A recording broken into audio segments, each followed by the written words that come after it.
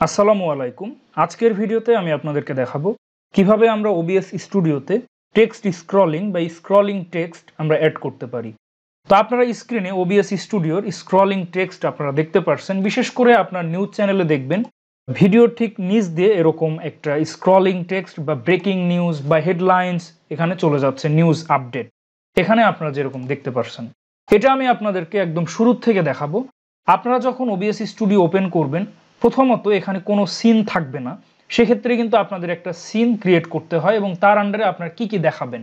তো আমরা একটা সিন ক্রিয়েট করে নিচ্ছি, একদম শুরু থেকে আমি আপনাদেরকে দেখাচ্ছি। তো ধরুন এখানে একটা সিন, আপনারা চাইলে নাম চেঞ্জ করে দিতে পারেন, এখানে সিন 4। এখন এটা একদম ব্ল্যাক দেখাচ্ছে, অর্থাৎ আমরা এই সিনের আন্ডারে কিছুই রাখিনি। এখন আমরা এই সিনে যেটা দেখাতে চাই সেটা রাখবো, সেটা আমাদের সামনে শো হবে। এজন্য আমাদের প্লাসে ক্লিক করতে হবে। এবার আপনারা কি দেখাতে চাচ্ছেন, display capture, game capture, video capture device, window capture, এখানে অনেক অপশন আছে, আপনি কি দেখাতে চান। তো আমি চাচ্ছি যে ডিসপ্লে ক্যাপচার বা স্ক্রিন শেয়ার বা স্ক্রিন রেকর্ড, এজন্য আমি ডিসপ্লে ক্যাপচার করলাম, দেন ওকে করলাম। এখন আমরা আমাদের স্ক্রিনে যা যা দেখাবো সেটা কিন্তু শো হবে। এটা ঠিক আমরা এভাবে অ্যাডজাস্ট করে নিব। তো এটা এভাবে থাকবে, আমরা অ্যাডজাস্ট করে নিব। এবার আমরা চাচ্ছি ঠিক এরকম স্ক্রলিং টেক্সট বা টেক্সট স্ক্রলিং অ্যাড করতে। প্রথমে আমরা এটা অ্যাড করব যে নিউজ আপডেট, এরকম একটা লেখা। ঠিক এখানে আমরা ক্লিক করব, দেখতে পাচ্ছেন আপনারা টেক্সট। আমরা এভাবে রাখতে পারি বা যে কোনো একটা নাম দিতে পারি। তো ধরুন দিচ্ছি যে টেক্সট 1, দেন আমরা ওকে করব। এবার আমাদের লেখার অপশন চলে আসলো, যেটা লিখবো সেটা কিন্তু স্ক্রিনে দেখাবে। তো ধরুন আমি লিখছি যে নিউজ আপডেট। তারপর এখান থেকে আপনারা চাইলে এই ফন্ট এগুলো কিন্তু চেঞ্জ করতে পারবেন। এখান থেকে আপনারা চাইলে এটা বোল্ড, তারপর এখান থেকে যে কোনো ফন্ট। তো আমার বাই ডিফল্ট যেটা আছে আমি সেটাই রাখছি। এবার আমরা চাচ্ছি যে টেক্সটের কালার এবং ব্যাকগ্রাউন্ড চেঞ্জ করতে। তো ব্যাকগ্রাউন্ড যেটা আছে ব্ল্যাক বাই ডিফল্ট ব্যাকগ্রাউন্ড, এটা আমি রেড করে দিচ্ছি, ওকে করলাম। এখনো কিন্তু ব্যাকগ্রাউন্ড আমাদের সামনে শো হয়নি, এজন্য ব্যাকগ্রাউন্ড অপাসিটি এটা আমাদেরকে বাড়াতে হবে। তো আমরা যত বাড়াবো ব্যাকগ্রাউন্ডটা তত ডিপ হবে।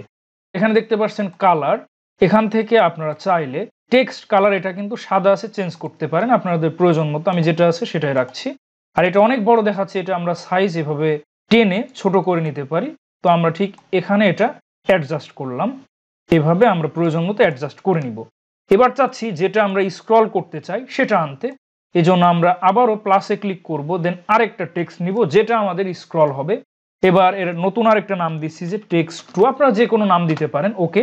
এবার আমাদের সেই লেখাটা লিখতে হবে, আপনার প্রয়োজন মতো যে কোনো কিছু লিখতে পারবেন। আমি জাস্ট লিখছি যে this is MD with us. তো এখানে আপনারা যা যা লিখবেন সেটা কিন্তু আমাদের সামনে স্ক্রল হবে। এবার আমরা যেটা করব সেটা হচ্ছে এরও একটা ব্যাকগ্রাউন্ড কালার আমরা দিয়ে দিব। এখান থেকে আমি একটা ব্যাকগ্রাউন্ড কালার সিলেক্ট করলাম, ধরুন ইয়েলো কালার। তারপরে আমাদের এই ব্যাকগ্রাউন্ড ওপাসিটি এটা কিন্তু বাড়াতে হবে।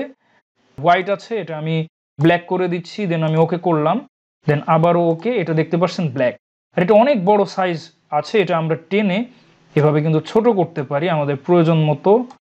এভাবে টেনে আপনার প্রয়োজন মতো যতটা সাইজ লাগে সেটা কিন্তু আপনারা অ্যাডজাস্ট করে নিতে পারেন। এটা আরেকটু ছোট করলে সুন্দর হবে। এটা যদি আমরা আরেকটু উপরে রাখি, এটা আরেকটু উপরে রাখি। এবার যদি আমরা এটা স্ক্রল করাতে চাই তাহলে আমাদের কিছু ইফেক্ট অ্যাড করতে হবে, সেটা হচ্ছে স্ক্রলিং ইফেক্ট। এটা ফিক্স রাখতে চাচ্ছি আর এটা স্ক্রল করাতে চাচ্ছি। তো যেটা স্ক্রল করাতে চাচ্ছি সেটা হচ্ছে টেক্সট 2, এটার উপরে আমি রাইট ক্লিক করব। তাহলে দেখতে পাচ্ছেন ফিল্টার্স, অথবা আমরা চাইলে এখানে ক্লিক করে এই ফিল্টার্সে ক্লিক করতে পারি, অথবা আমরা এই টেক্সট 2 এটার যে নাম এর উপরে রাইট ক্লিক করে ফিল্টার্সে যেতে পারি। তাহলে আমাদের সামনে ঠিক এরকম একটা উইন্ডো আসবে। দেন আমরা প্লাসে ক্লিক করব, এখানে অনেকগুলো অপশন দেখতে পাচ্ছেন যে স্ক্রল, আমরা এবার স্ক্রল সিলেক্ট করব, দেন একটা নাম দিতে পারি, ধরুন আমি একটা নাম যেটা আছে সেটাই থাক, ওকে করলাম। এবার আমাদের দেখতে পাচ্ছেন যে হরিজন্টাল স্পিড, ভার্টিক্যাল স্পিড। তো আমরা এই হরিজন্টাল স্পিডটা আমরা চেঞ্জ করব। এটা 0 আছে, আমরা এটা ডানে শিফট করে দিব। এটা আমরা যত বাড়াবো দেখতে পাচ্ছেন এর স্পিড কিন্তু তত বাড়ছে, দেখতে পাচ্ছেন। এবার কিন্তু আমাদের এটা মুভেবল হচ্ছে, এটা চাইলে আমরা প্রয়োজন মতো বাড়াতে পারি। এবার যদি আমরা এটা কেটে দিই তাহলে দেখুন এটা কিন্তু আমাদের সামনে এবার স্ক্রল হচ্ছে। এটা আমরা চাইলে এভাবে টেনে আমরা যে কোনো পজিশনে এটা কিন্তু রাখতে পারি প্রয়োজন মতো। এটা আমরা ঠিক এভাবে অ্যাডজাস্ট করে দিতে পারি। দেখতে পাচ্ছেন আমাদের টেক্সট স্ক্রলিং কিন্তু খুব ভালোভাবেই কাজ করছে। এটা আমরা প্রয়োজন মতো এভাবে আমরা চেঞ্জ করতে পারি।